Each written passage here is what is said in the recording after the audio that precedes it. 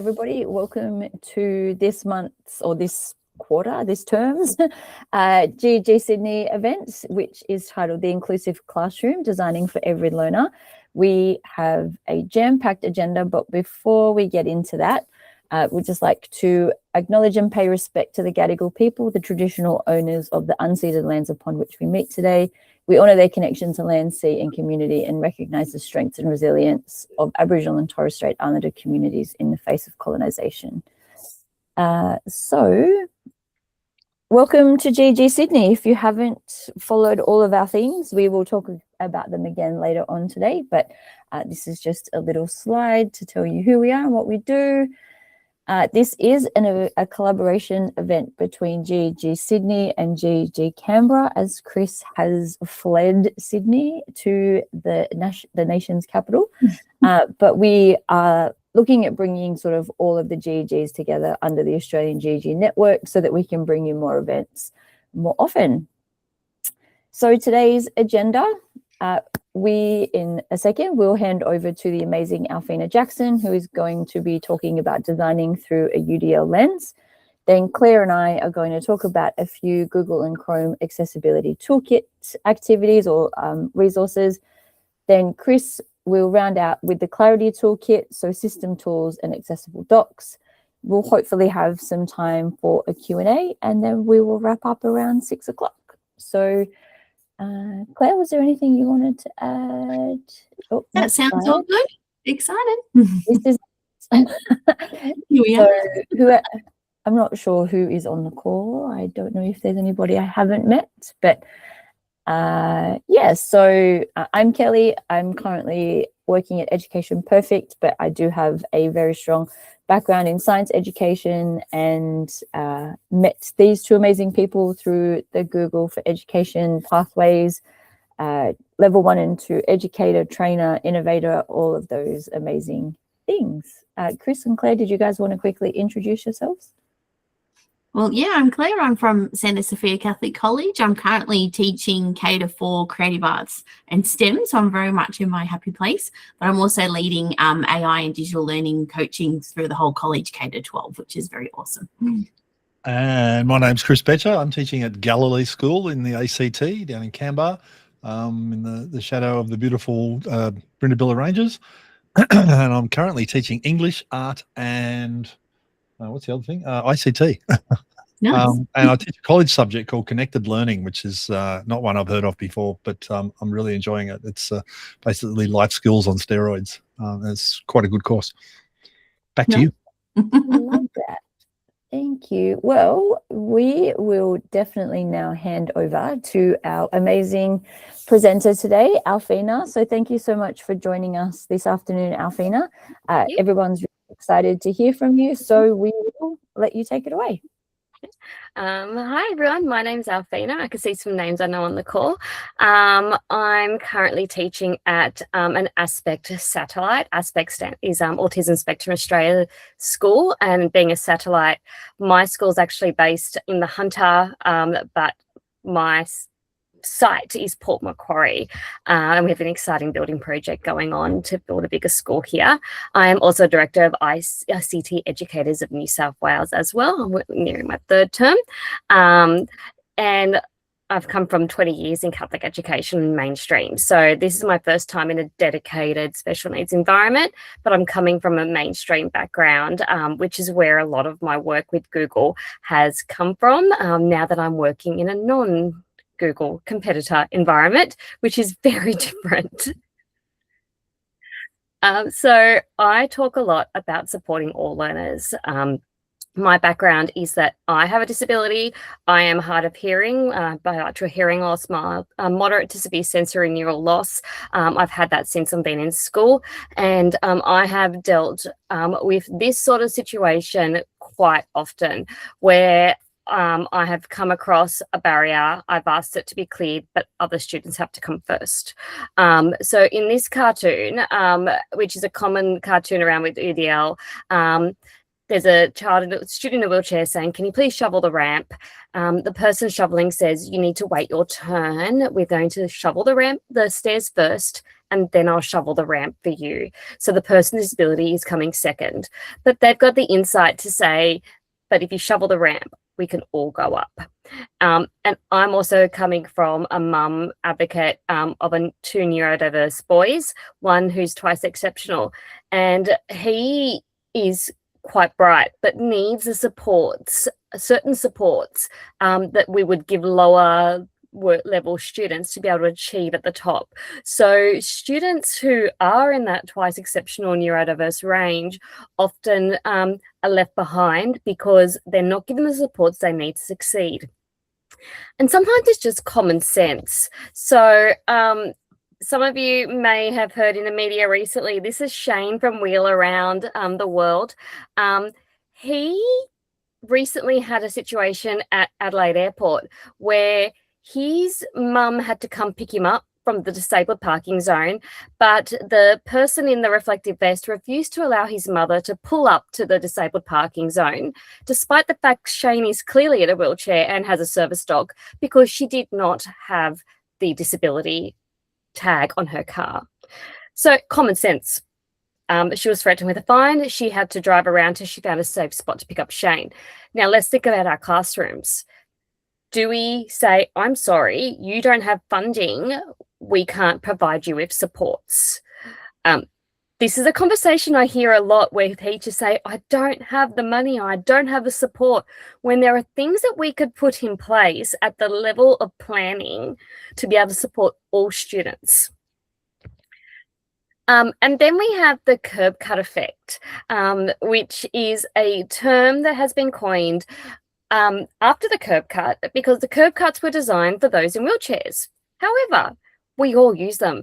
I had to walk from the train station to my parents' place the other day with some very heavy luggage, and I made sure I went where all the curb cuts were. Not in a wheelchair. I had luggage on wheels. Those of you who have been parents pushing prams know that this is really important when you're looking for a pram, place to push your pram. So the curb cut effect affects everybody. Give me a thumbs up if you love the reverse camera in your car. Mine stopped working the other day and I hated it. That was developed for those who have problems with dexterity in their neck. So all of you able-bodied people, should I turn around and say you shouldn't be using it because you are completely abled? It's an example of the curb cut effect. It's something designed for disabilities, has now been put into mainstream, and we can do things in our classroom to make accessible digital accessibility, or do things in our classroom that are accessible and make it the norm in our classroom, so kids have a safe space to be able to then well, Chris loves curb cuts because he's a bicycle rider. So make a safe space in our classroom where people with disabilities are not singled out, and help teach them the self-advocacy skills they need later on in life. I'm also teaching a university subject, and the amount of students who are not, as adults, self-advocating until their point of need is actually quite sad, because they've never learnt those skills when they were in school. So I love talking about universal design for learning. For those of you who don't know universal design for learning, I strongly suggest you go onto the CAST website. That's an acronym. Don't ask me to say the acronym, but it's an acronym. And the version I have in front of me is version 2024, which is a third version. The universal design for learning guidelines, the main goal is learner agency, creating independent learners, and that's what we want to do. And we equip them with the skills, the scaffolded skills throughout their learning journey to be able to build those self-advocacy skills. There are three main components to universal design: multiple means of engagement, which is the why we are learning. Simon Sinek, start with the why. Like, we want to grab these kids. We talk about things like hooks and get him excited about learning. But if you're somebody, and there we go, Chris has got the book. If you are someone with disability, you're going to switch off if that situation is not engaging for you. I'm putting up my hand because at a recent conference, I was locked out of the conference, even though I was physically present, because of the lack of accessibility for those who could not hear. It was a headphone-based conference. I sat in the front row, did my best to hear, but I could not be engaged at all because the only way to hear the conference is if you're wearing headphones. And nobody knew how to connect regular hearing aids to headphones. Yes, that was left up to me to work out. So if you're not engaging the learner, you've lost them. So what adjustments are being put in place at the level of planning to engage everybody? The next step is means of representation. How are you representing the content? And this is the what. What are you going to communicate? Is it going to be death by PowerPoint? Is it going to be an interactive game to learn about things? Is it going to be let's go outside and do some hands-on learning? It's the what you're trying to communicate. And then the last section is action and expression, multiple means of action and expression. How are students going to communicate their learning? It's the how. And you notice that they talk about design for multiple means of. That keyword is multiple.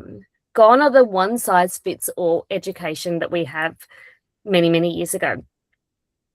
But I'm going to talk about how you can do that without creating more work for yourself. And I strongly suggest if you want to know more, go to the CAST website. They have pages and pages of research that will keep you up all night and very busy in the school holidays. So what I'm going to do, I'm just going to sort of break into sort of quick snapshots. I don't have a lot of time, so I'm going to just do quick snapshots, focusing on how you can use Google Classroom a bit more effectively. I call Google Classroom my digital photocopier because it's my way of communicating my information. And sometimes kids get a bit lost when it comes to Google Classroom. And I saw during COVID some great ways of teachers engaging students using things like emojis and things and stuff like that. But I'm going to start with representation. And I'm focusing specifically on multiple ways to perceive information and illustrate through multiple media. And I got so excited recently when I saw the record button on Google, embedded in Google Classroom. For those low literacy students, now for context, I teach kids from kindergarten and year one on how to use Google Classroom effectively, and it's tough. They can't read instructions. And then when you start moving into year 1 and 2, 3 and 4, if you have low literacy students, they're not going to be engaged. So having an oral way to share information where you're not copying yourself 30 times is really important. So at the point of planning my Google Classroom assignment, I'm going to record my instructions as well. I'm going to input them into the top part, and then I'm going to record the instructions so that those students who need literacy help have a third teacher. You know, ask 3 before me. I would say ask the computer before you ask me, because I put a clue on what you need to do before you ask me. Then ask a friend, then ask me. We're a little bit younger. We say ask 2 before me. So we've got ways of recording. I've also got YouTube there. And if your diocese or your education system, I say diocese because I came capped again. If your education system allows access to YouTube through Google Classroom, and you can put a video in there. I've done sometimes video instructions. I have sometimes screen recorded when I'm using a digital whiteboard and then quickly added it to my Google Classroom so that the kids then have they can repeat the lesson if they need to. It's a way of flipped learning. Flipped learning means you send home the video and they watch at home, then come to school. But K1 and 2 and up to year 6 are not going to do that. Even some year high school kids are not going to do that. So if you can snapshot the lesson or provide a quick, like a bridge version, for them to go back to, especially for neurodiverse students who need to stop, pause, rewind. You're going too fast. That's an added bonus. It's another way of representation. The other one I've added, I'm going to highlight. Oh, and I've also said engagement here. So bit of that engagement as well. So optimizing relevance, making it authentic. If you're in the video, that's even a bonus. I know AI's got some great stuff going on, but kids want to see you or see an avatar of you. But we're also getting rid of the threat of reading at that point, of having multiple means of representing information. And the last one I've got there is click across Notebook LM. So Notebook LM, if you are able to connect that to your Google Classroom, you're uploading Notebook LM, you can put in some information. Notebook LM has things like podcasts, creating an infographic. You can put in some information on the lesson or whatever topic, and they can go to a Notebook LM to learn more. Some kids might need that double teaching of concepts as well. The next one in multiple means of representation I'm focusing on is clarifying vocabulary. And this is a big one. So at the moment, I've got a bit of a screencast of a Google Doc. Now, one thing I hate is when people put Google Docs into their Google Classrooms and they scroll for pages. Cognitive overload. We've got tabs. Tabs are fantastic. So what I've done in my example, I've done a word dictionary as one of my tabs for kids to clarify vocabulary. So I'm doing a soil topic next term in science as a topic I've done before, and I've got a quick infographic of all the vocab.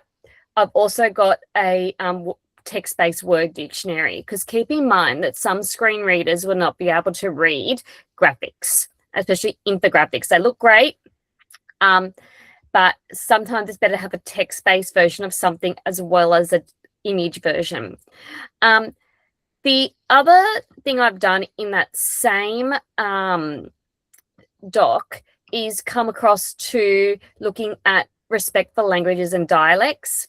So not only in the doc do I have my base text on what is so, and I know it's a bit blurry in that, but I've also got a modified version. I've called it Jack's What is Soil, because I picked a random name.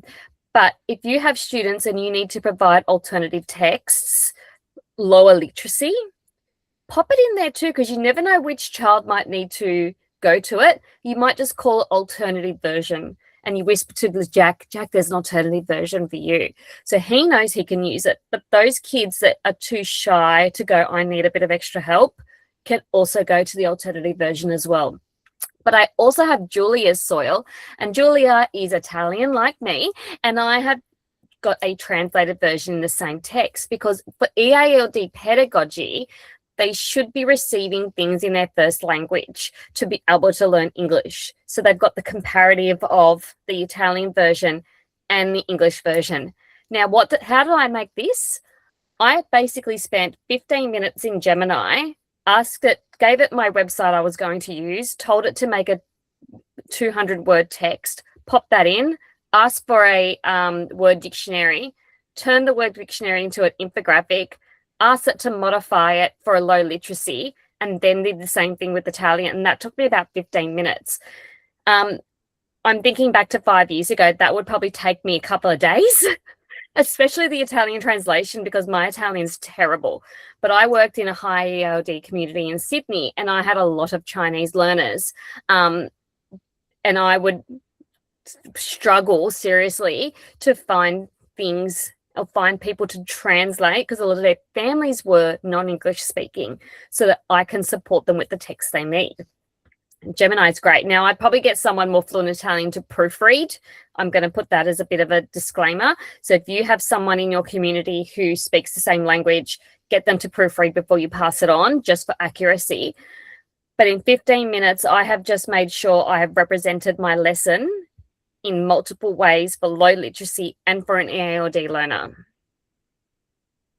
The next one is action expression. So we're coming across to the end. And with action expression, it's all about how students communicate their knowledge. And this is where I'm going to challenge the one-size-fits-all mentality. Yes, it might mean a bit more marking because it's a bit more inconsistent, but your rubric that you create for assessments should reflect multiple means of action expression. So, for example, varying and honor the methods for response. In Google Classroom, there is an Adult Create tab, and students can create a doc. Students create Google Slides. They can create a sheet if they are a numbers person, drawings, vids. They've got multiple ways they communicate their information. So if I've got students researching living things and they're choosing their favorite ocean creature, they might create a text-based doc. That's great. If that's what they want to do, fantastic.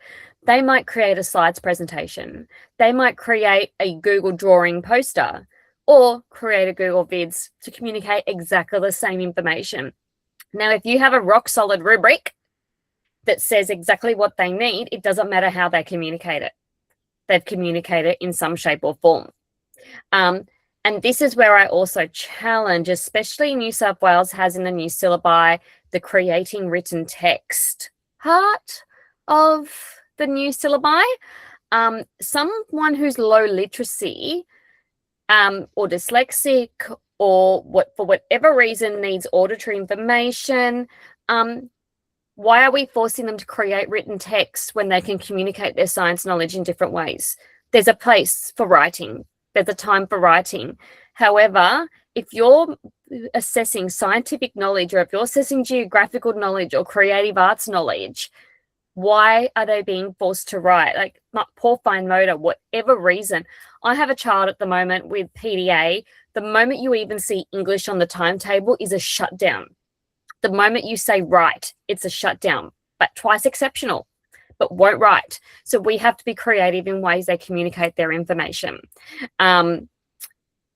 Lester and I can have a conversation about creating written text another day. So there's multiple ways that they can communicate. And choice boards, I love choice boards.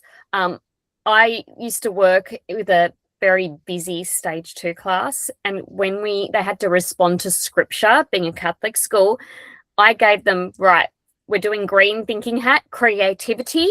They would go to the Lego and they would create the most amazing Lego designs, but then they would photograph it and create a comic, or they would create a video and put them into iMovie, or they would then create a book creator. They would create like a storyboard. So they would then go to the green screen and they would do a green screen. So as long as they communicated the key points that I want to communicate, I didn't care how they communicated it. We've also got here coming across to this little GIF here. I've got tabs here. So the first tab is the entire task, and then I highlighted each step of the task in different color. And then in the tabs, I've added a colored emoji. So it's not one massive document for them to fill in. They go, okay, what's the first question? That's yellow. I'm going to go to the yellow dot point. And that's where they can respond. So I provided them with a scaffold for responding. Now, that scaffold can be turned into a slide deck if they want to.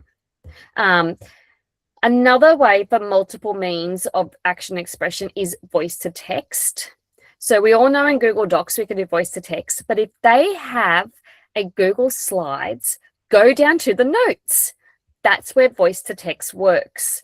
They can record their voice, so they can talk into the voice to text. It will type for them. That's step one, and it's about scaffolding this before the assignment. They voice to text, then proofread their text. Then they look at the mechanics of writing, put your capital letter, full stop, and then they can copy and paste it into the top part of their slide deck. So it's about how you scaffold them for their particular needs. What I also have here in terms of scaffolding templates, this at the top is a slide deck. And you can see you've got the slide deck in the middle, and then you've got the mat space around the outside. And I love doing this, especially for KN1 and Year 2, is I will embed videos. This is an old screenshot. So now we can use speech in Google Slides, but I used to use Moat as my extension. I also have instructions around the outside. Again, there's a support I did at the point of planning. I gave it to all the students, because sometimes you've got that neurodiverse student who's really clever, who is thinking about something else that's exciting them. And by the time it comes to the project, it's like, what do? I don't want to repeat myself multiple times. So how do we scaffold our learning and our resources to be able to support students at the point of getting ready on the task? Another multiple means of action expression is how do you reduce that cognitive load? Now, I already showed you about breaking up the task into multiple tabs. That may look overwhelming, but it's about teaching it and saying, this is what I've done and why I've done it. Go back to the why. But things like checklists, timelines. So what I've done in this main GIF in the middle, I've used the bullet point, which is a checklist. And so as they finish tasks, they can go check, check, check, check. And that idea of crossing something off is great for neurodiverse learners. I also have tabs where I've colored in green in my table what I want them to do if they are present at school. That's my caveat, because lots of kids in stage 3 are always out on sporting events. What I expect to be done, so I'm clarifying expectations. I expect the first 2 dot points to be done in week 7. And they've got chips that I've pre-made that say haven't started working on complete. Again, a sense of completion and self-tracking, because sometimes people don't work in a linear way. So they might go, I found this bit of information, I'm going to come down here. And it helps them scaffold. I've also done this particular task as a must do and can do. And if you don't know that system, must do is, yes, you must complete this. But can do is my sort of extension task. Now, come back to my twice exceptional learner who needs scaffolds. What about that child who's above average, who never gets physically given the extension task, or doesn't know there's a next step to be able to push themselves? So I'm exposing all kids to the can do. It reduces the anxiety for those who don't want to do anymore. I have another twice exceptional child in my class who wants to check off the list and say, nah, not doing anymore. That's fine. It's a non-confrontational way to do that. The other way I've used chips is at the top on this yellow example is I've broken up the questions and I added a chips at the end. When I did this with my stage 3 class a couple of years ago, it was a group task, and they started creating their own chips to allocate different names to different parts of the task, which they taught themselves how to do chips, which is great. Now, if you're using Education Edition, I have discovered this is not in your everyday Google Docs that you have in your Gmail. You can do chips as timers as well.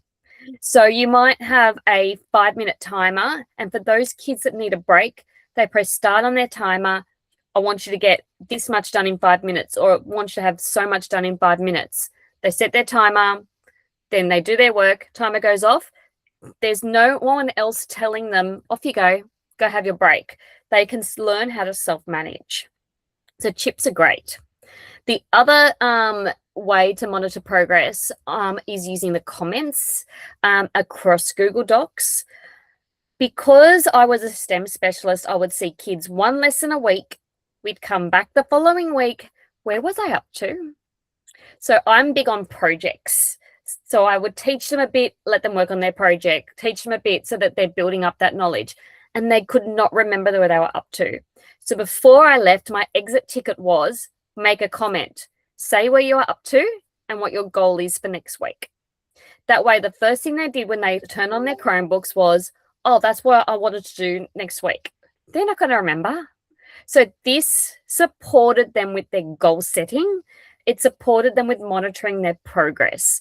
Again, it's not for kids with disabilities. We're not talking about kids with disabilities. We're talking about all learners, because what about that undiagnosed neurodiverse student or that student who just needs support in organizing their learning? I'm going to jump back forward now. My last one is about multiple means of engagement. How do we catch kids? I use a few of terms. I don't know if they're politically correct or they're pedagogically correct, but I use terms like structured choice, limited choice. So I will tell kids, you have structured choice or you have a limited choice on what you can do. So I'm giving them choice, but within parameters. I might give them choice on the subtopic. So if our topic is living things or natural disasters, I would say, here's what you can choose from. If you have something you're really passionate about, come talk to me. So I might have the topic of living things, but I might then have 30 different kids researching different things in a classroom. That's fine. Or like I did last year in geography, we had to look at Indigenous cultures around the world. Here is my list of Indigenous cultures for you to choose from. Let me know which one you're going to pick. And they would write their name, because one of the things that I like to do is, so they don't fall down the Google rabbit hole, is tell me what you're researching and I will try to give you some resources, especially for those kids that do get lost in Google. So if I know that little Johnny is researching amphibian frogs, I might find some kid-friendly websites on frogs at that child's level. So I'll allow them to pick the subtopic of the overarching topic that we're doing. That excites them. Collaboration where possible.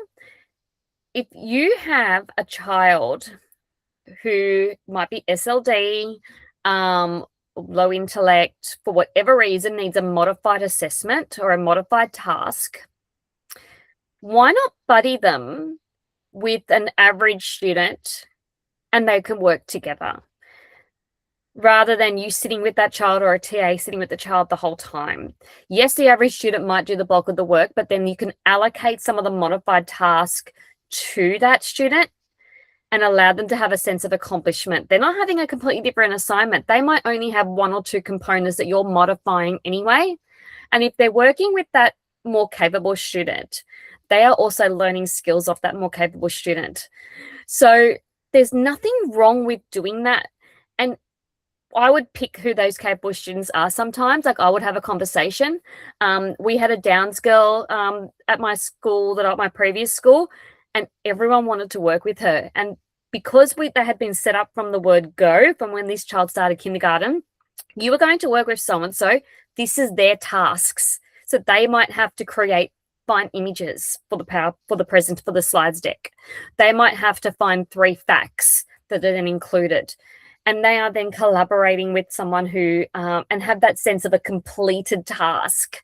And you don't have to rely on your TA sitting with them the whole time, or you sitting with them the whole time. So think about how you can creatively use collaboration in Google Docs, because you share everything in Google Docs. The medium of how they present excites them.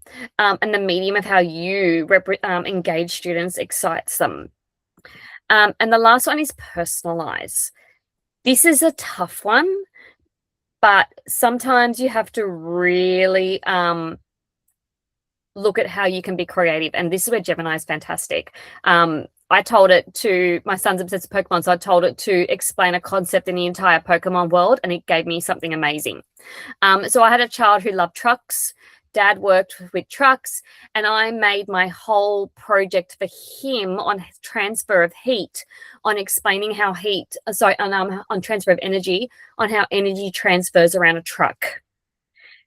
It was the best work I have seen from this child all year. Told me how the heat went in and out of the engine, told me how the horn was sound energy, told me how the fuel turned into like the energy. It was amazing. So if you can personalize, why not? That's the end of my section.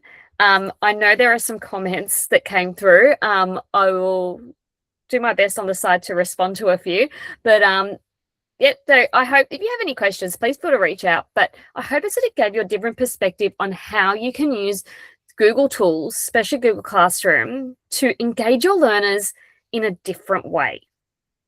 Thanks. That was awesome. Thank you so much, Alfina. And it was like affirming to me as well. I'm like, yes, I do things like that, but hearing your perspective. And when you were talking, it made me think of, you know, you said your experience of you were shut out of things. It's like, yeah, the students of a second language as well. Like it's a similar thing for them. And then you mentioned that anyway. So I'm like, we're all over it. So good. Thank you so much. That was awesome. And then hopefully we'll have some time at the end to have some more questions with Alfina if we need to. So yeah. So we just wanted to do a little quick demo slam, if you will, of just some, and actually Alfina mentioned quite a few of these tools anyway. So we're just going to show you how you can access them to help your students in the classroom. So yeah, a big one is Google Docs voice typing. And I think it's so good because it can reduce that language barrier, like we were just saying, without lowering the cognitive demand of the task. And so we're giving students the tools to unlock and express themselves in their own way. And I think it's amazing for students who, yeah, like you were saying, Alfina, who had difficulties getting their thoughts onto paper. I had a student a few years ago in year 4, and this was a game changer for her. So all you have to do when you're in a Word doc is go to Tools, and you'll see it there, go to voice typing, and you'll see that little box there pop up. I've got a little demo on the next page that'll play. And basically, yeah, so you head into Docs and you'll see it there, and you just tap on it. You can actually choose your language as well, and it will basically, yeah, hear what you are saying and convert it into typed text for you. And yeah, it was just so helpful for a student of mine that I couldn't get her to do any work. She was a bit of a work refusal. She found it very hard to write, and it gave her that little tool to actually, oh, wow, what I'm trying to say, because she could verbalize it quite well. She was able to put it down and type up her story, or to do things like that that she found so limiting. And you do need to go back and edit it. I know even in meetings, my people I work with, we use it to quickly jot down thoughts. So in that last sentence, I said where the magic treasure, I think it was. So it said metric. So it's a good idea to go back and edit it. But for the most part, I think it's improved a bit over the years in terms of accuracy. Another great option that Alfina touched on as well was document translation, which you can also do it within Google Docs, which is really good. So literally same spot, just above voice typing, you go to Tools in a doc, and you can translate a whole document. And the amount of languages there to choose from is constantly being updated and growing, which is really good. So yeah, like for those students that might be struggling in terms of understanding a task or being able to express themselves, it might help them to read something in their own language, and or vice versa, like to have something put in there for them. And so yeah, I just found that it's very simple to use, and I tried a few different ones and it was interesting. But like you were saying, Alfina, it's good to, like, yeah, as a teacher myself, I don't speak those languages, so I wouldn't know for sure if it's completely right. But I think it might be pretty good for the most part for the students anyway, to give them that extra accessibility feature for them. And the last one I was going to mention, which is so awesome, is Chrome's live captions for video content. So you can always, like within YouTube itself, just tap the captions button, but going into your Chrome settings, you just go into settings on your 3-dot menu on the side, accessibility, and if you turn live caption on, I found it's not only in YouTube, it's any video that you've got, the captions just pop up automatically. And I just find it great, like, and it's really helpful for all students really, like, to have that text there, because sometimes even yourself, it's hard to understand a video exactly as it's playing. And because I turned it on when I was wanting to model this feature, it came up a bit this week in my lessons, and actually it's quite good. I quite like it. So yeah, that's sort of just a little demo there. Go into settings up there, and yep, go to accessibility. And there are great accessibility tools as well. If you have a look down there, there was like, you can got live translate, caption preferences. There's lots of things there. And then yeah, when you get into a video next, I've just noticed it looks a little bit different when it pops along. There it is there. Yeah, so that's another little option that you can use. That's very handy on your Chrome browser. Kelly. Cool, thanks, Claire. So this is a tool that's available in Chrome for all websites that you go to, is Chrome reading mode. So it's got a few features that I thought were really quite cool. Before we jump in and have a look, adaptive contrast, being able to switch between light mode, dark mode, and even changing the background color, I know sometimes can help reduce that visual fatigue and support learners who are sensitive reading off a screen with their tracking of the words and the sentences. Lexicon optimization, so you can change the font styles to a dyslexia-friendly font like Lexicon. You can also change the size of the lettering, the spacing between the lettering, and the spacing between the lines as well. So really being able to change the way that the text is presented. So you can have any website open and then open up this Chrome reading mode, and there's all of these different settings that you're able to switch based on your individual needs to support you with accessing that text. So in order to find it, this is just the National Geographic website, velociraptors, everybody's favorite dinosaur. So you click on the 3 dots down to more tools and then into reading mode. And then you can have this split screen. So it's got the original website on one side and then the screen reading on the other side. And there's as I said, there's a whole range of different tools. So color theme, font, line height, letter spacing. You can change the voice. So some people like slightly different inflections on different words, different pitches and things. And also you can have adaptive highlighting, individual word highlighting, or it can highlight a whole sentence as it reading, or you can turn the highlight off as well and just listen to the text being read. So this is what it looks like in action. So you just hit that play button at the top of the screen and it will start to read each word and it highlights each word. So you've still got that original website to the side, so the students can still see what that original website looked like while they're getting that support. This was to show the different modes. So this is obviously dark mode. It's using the sentence highlight instead of the single word highlight. And this one also shows how it can read text within an image. It did miss a little bit down here in the group name, but as a whole, it didn't do quite too poorly. It didn't do too badly. And as we know now, majority of websites will have alt text and things, which things like this will be able to read. And yes, Claire, it does remove all the ads and any other unnecessary distractions as well.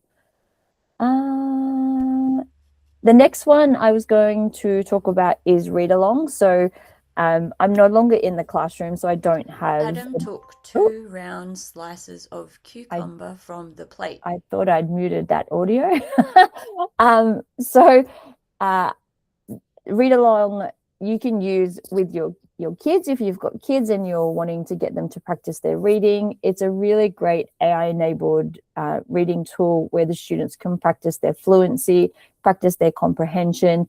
But for in the education space, you can also add it to Google Classroom. Oh, I put this, that other slide is missing. You can add it to assignments. So you can add the the read along add-on to Google Classroom, and you can add those read along readings. You can choose a Lexile level and things like that for your particular students.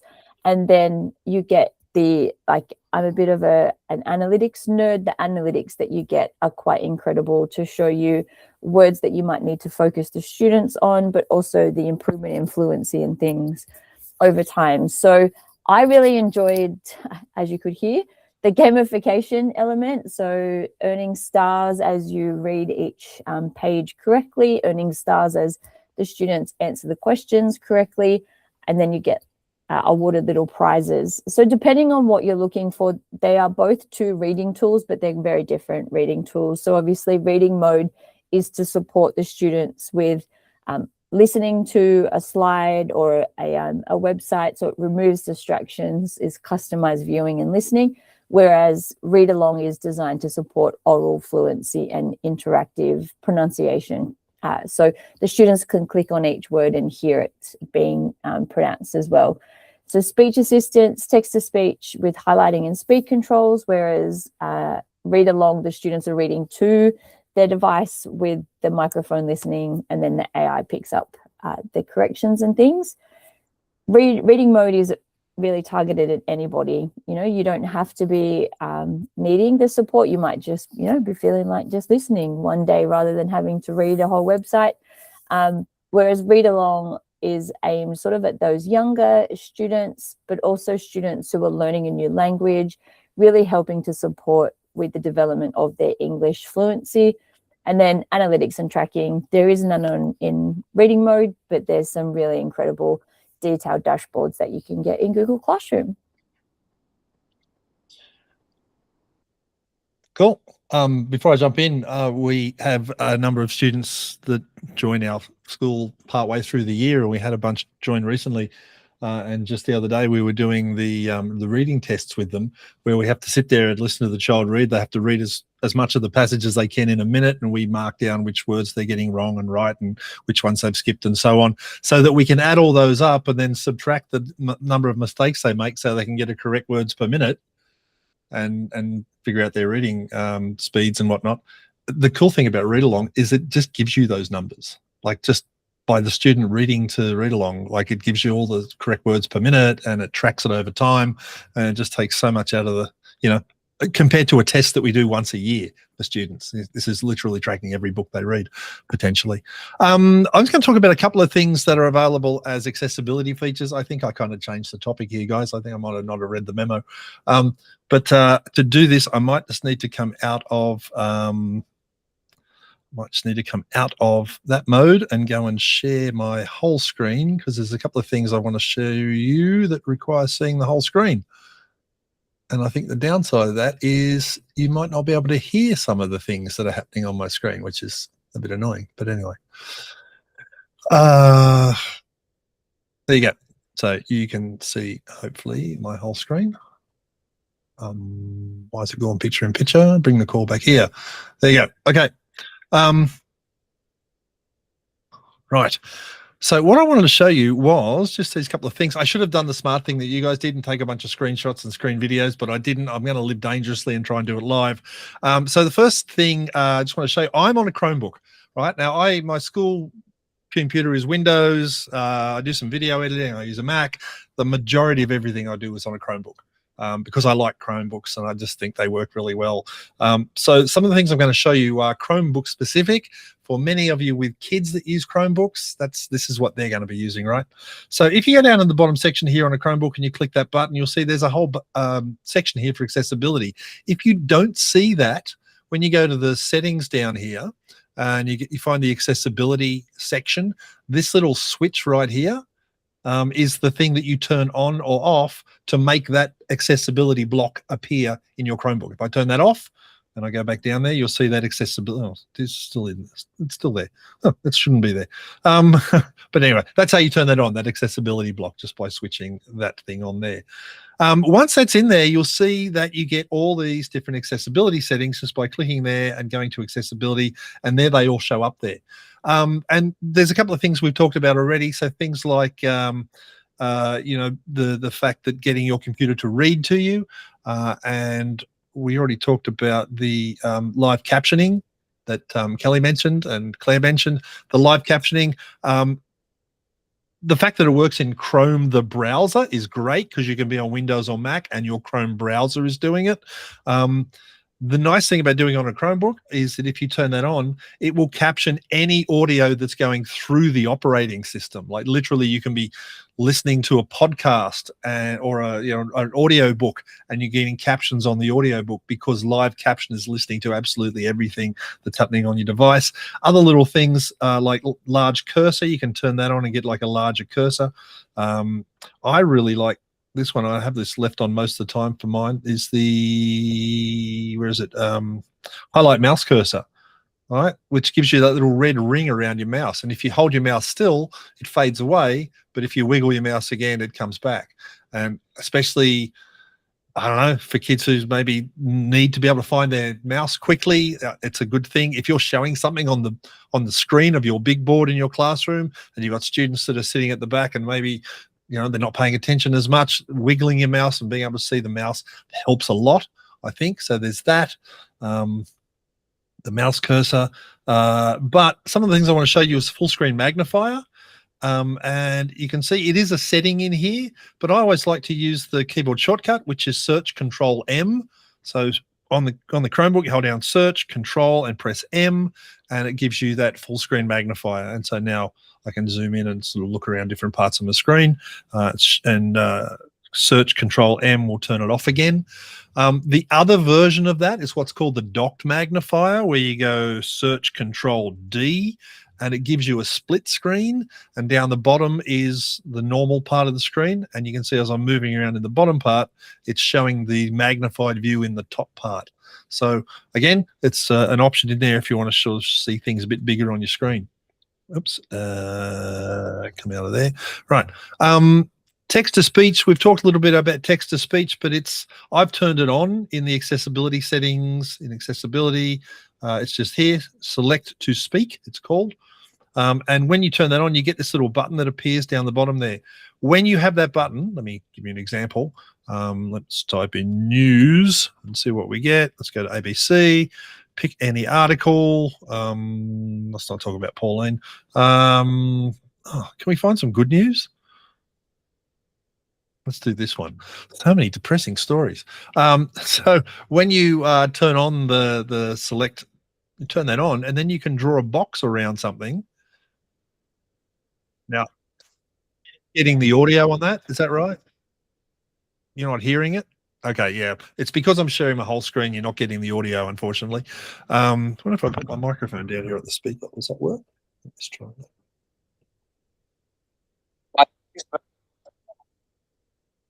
Okay, so I'll leave my microphone pointing down at the speaker. Yeah, so once that's turned on, or even if it's not turned on, the keyboard shortcut is you hold down the search key. I'm just pressing the search key now, and then draw a box around whatever you.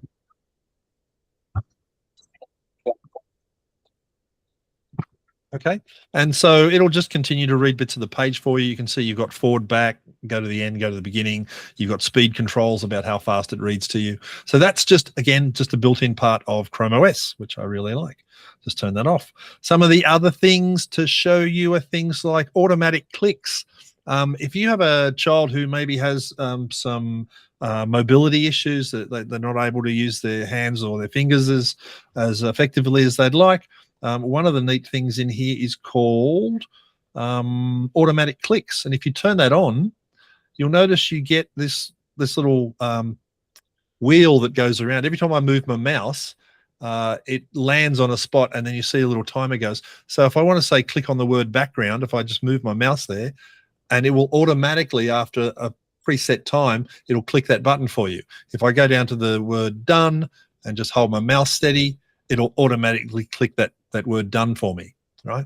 So if you can't click buttons, or if button clicking is difficult, that's a cool kind of accessibility feature for doing that. One of the other things we talked about before, let me just turn that off, because the thing about a lot of these accessibility features, if you don't need them, they're kind of annoying. So there you go, turn that off. The other thing is this one that I really like in here called color correction. So you might have students who have, I'm going to go to the full settings and show you what this looks like. It's under this one here, color correction.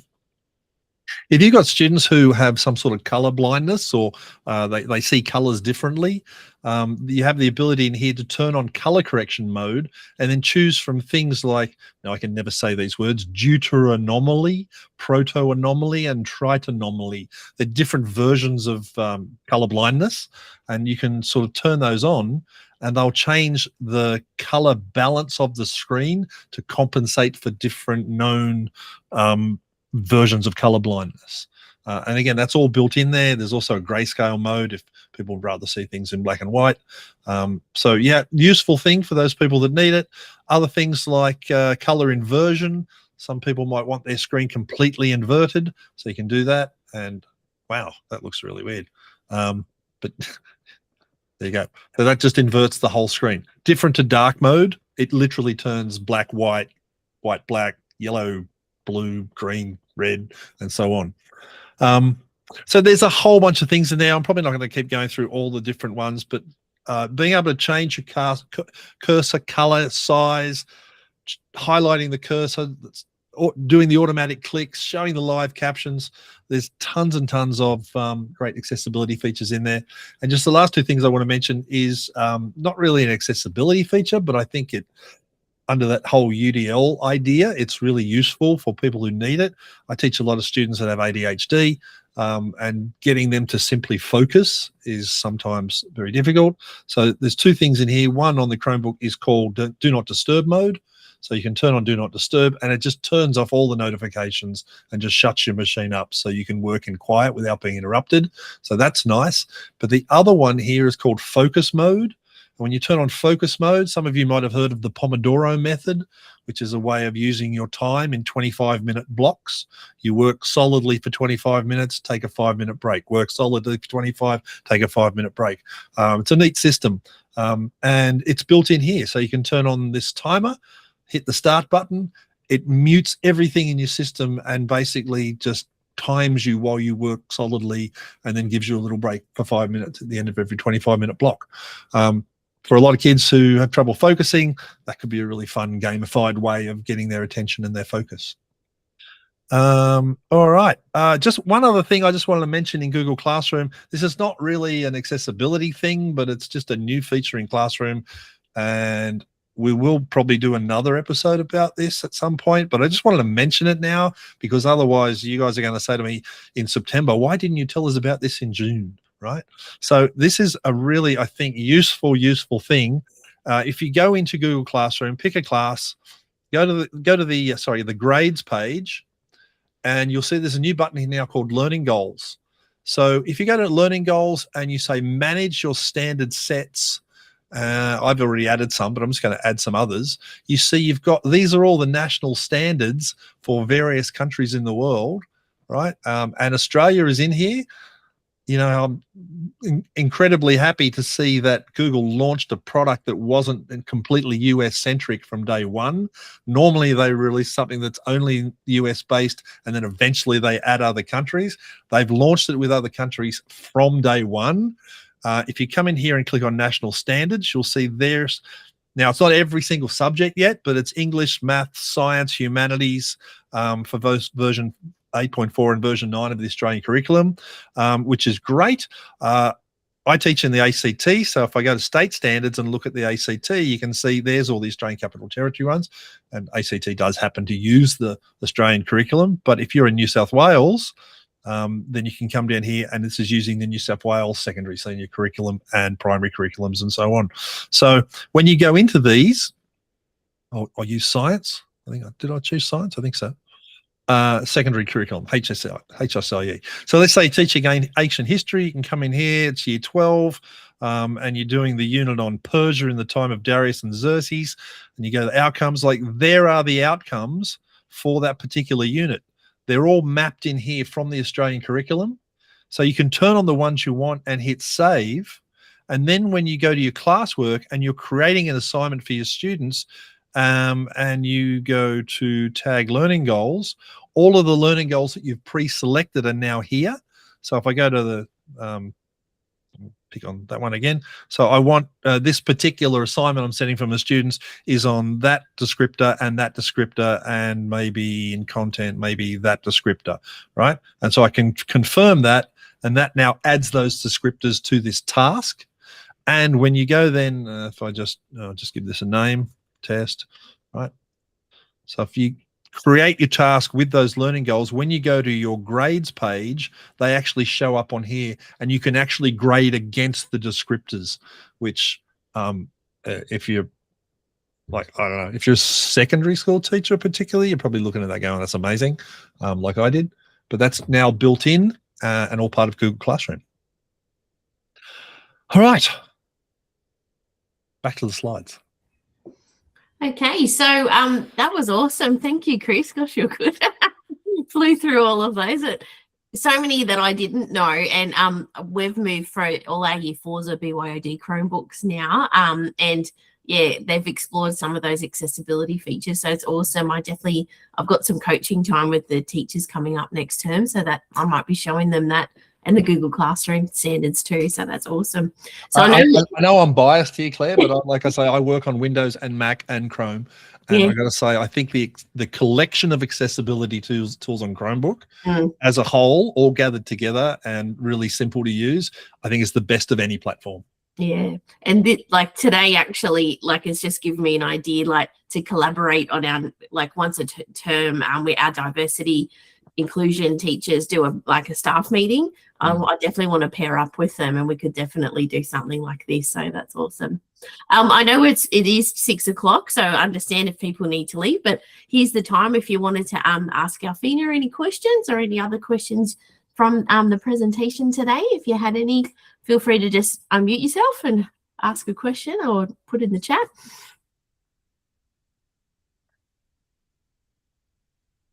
It's not a question, Alfina, but I'll just throw in, just based on what you're talking about, using like audio and recordings and text-to-speech and speech-to-text for students. I have a student who's extremely ADHD, cannot focus, cannot concentrate, struggles with writing, struggles with reading. Smart kid, can verbally explain stuff, but just cannot get it down on paper. And we don't, unfortunately, have the version of Google Classroom that has the recording stuff built in. But on my Pixel phone, there's an app called Recorder where you can record. It'll listen to the conversation, transcribe it into text, and then there's an option there to send that to a Google Doc. So the other day for this student, I said, sit down with me, tell me everything you know about this particular thing we were learning about. He talked for a few minutes. It basically turned into an interview with him where I was just asking him and tell me about the next thing and the next thing. So I'm keeping him on track, but he's verbalizing and telling me all the stuff that he knows, which then went straight to a Google Doc, which we then sat together and looked at the Google Doc and sort of tidied it up, and read it together and fixed it up. And then he submitted that as his assignment. And a kid who otherwise would have not even submitted anything, he would have completely void graded, managed to get a C on these assignments. And at that point, like you said, they would not have submitted because of that anxiety and the cognitive load behind writing. Correct. You wouldn't have even attempted. You're a research buff. When I did my last master's when I became a teacher of the deaf, I did a lot of research on voice to text as part of that. Yeah. And the research says allow the mind dump to happen. But not just for deaf, hard of hearing learners. I took research from across different disabilities, but allow the mind dump to happen, because from there you then teach the mechanics. And I think that's something a lot of teachers need to let go of, because you want the punctuation, you want all that, you want the grammar, but sometimes it's getting what's up here first onto paper to allow them to be successful. Yep. That's why I love the microphone in Gemini. Sometimes it's too hard to explain what you want it to do and to type it, and you're just talking to it. It's so much easier. All right. Well, if there's no other questions, because I'm just conscious of time, we'll keep going. Chris, you might have to flick. I've lost my... Sorry. Yeah. But we've got a few things coming up. So for our term 3 GEG Sydney session. I think Kelly's going to bring her expertise for us and bring science inquiry to life with the power of Google Workspace, which is very exciting. There's a GEG Canberra event in September on using Google tools for assessment. I'm sure Chris will share that one as that one comes closer. And our term 4 one, we're going to be doing it on creativity, tech and literacy. And I also was thinking we could sort of do a bit of a cross collab with Canva for that one, with integrating with Google, which would be cool. So that will be coming up in term 4. So yeah, stay tuned. And yeah, how to be involved. So yeah, Chris is wonderful at sharing those events to the calendar. If you go to our GEG Sydney website, they're all embedded in the calendar there. He's going to show us right now. Oh, there's a broken link. I have to fix that. I saw that the other day, actually. I forgot to tell you. If you go to the website and just click on upcoming events, there's a calendar there, and they should all just be showing up in the calendar. There you go. Yeah. So then if you just tap on that, then yeah, you can add it to your own calendar. Yep. Super easy.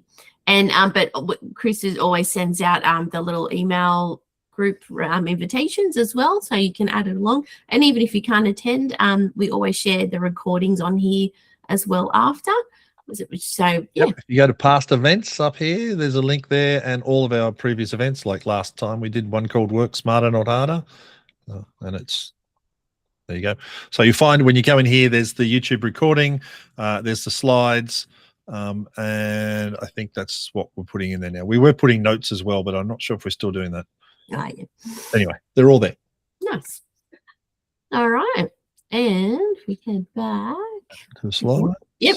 And then yeah, we've got a lot. Please follow us. Like I like to try and sort of promote the events as they come closer. We've got quite a few followers, but we'd love to have more. So share the love. And if you want to add a GEG Sydney logo to your signature, I think that's on the website as well. All right. Correct. Yes. And then follow us in all the places. Yeah. Usually when it's coming up to an event, we'll share some stuff and some tips here and there when we have the time. But yes, thank you. And That's yeah, it. That's it. Thanks for joining us today. We really appreciate it. It was just so, yeah, I really enjoyed it. And it was so nice, Alfina. We really appreciate your time. I remember when we had a little event at EduTech, and you saw the topic and you straight away came up and said, I'm happily will help you do that one. I'm like, thank you. Sometimes it's nice to have fresh perspective of an expert. Yeah, definitely. Thanks, Alfina. Yeah, Anytime. Well, thanks everyone. And yeah, have a nice evening. And only 2 weeks till holidays for New South Wales people. It's dragging. All right. Well, with that, I'm going to stop the recording, and if I can figure it out, where's the button? Up the top. Stop changing things, Google. Okay. See you later, guys. Thanks for joining. Bye. Bye. Bye.